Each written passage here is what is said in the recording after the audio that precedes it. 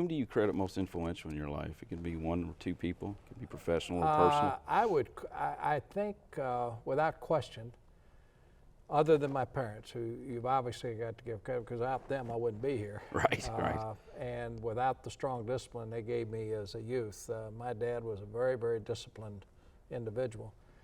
But without question, my college baseball coach, Harry Lancaster, who was the assistant to Coach Adolph Rupp, had the greatest influence on my life, because he was the toughest single individual I've ever been around. He would motivate by fear, something that I don't think you could do today with a lot of young people. But it certainly worked with me, because the harder he got on me, the harder I worked. And the harder I worked, the better I got. And I ended up, as a result of him pushing me as hard as he pushed me, to sign a professional baseball contract. But it also gave me discipline and a work ethic that has followed me all of my life as a result of the work ethic that he really taught me when I was in college.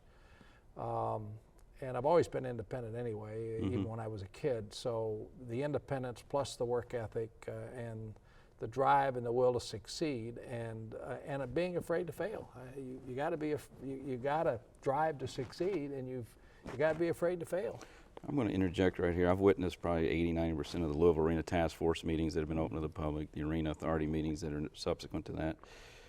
And I wouldn't say rule, that might be the wrong choice of words, but the way you conduct those meetings, I think it's had a major impact to get the arena to where it is today. I mean, you've got a lot of personalities in there, and I think it's just a phenomenal observation if anyone gets an opportunity to sit there and witness the way you conduct those meetings. They're very efficient, I mean, there's no time wasted.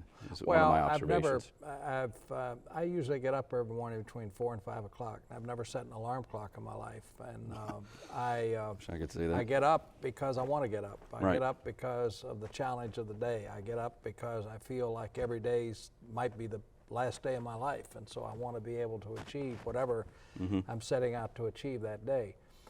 I want to say something about the Governor's Task Force that was formed, and then the Arena Authority that we have formed now. I've never worked with a more dedicated group of people. Every single one of the people involved are volunteers.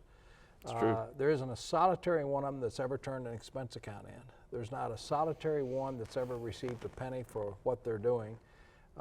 And by statute, we could receive expenses and so on, but nobody has. And the dedication that everyone has shown, and we have a wide variety of people that were on the task force as well as the Arena Authority, and we had strong debates, as you witnessed in these meetings, but everything was in the public eye.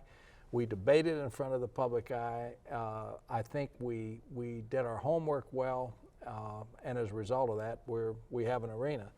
But I'm not, anybody that gives me the credit for it is wrong, because the credit belongs to all of those people who were involved in the process.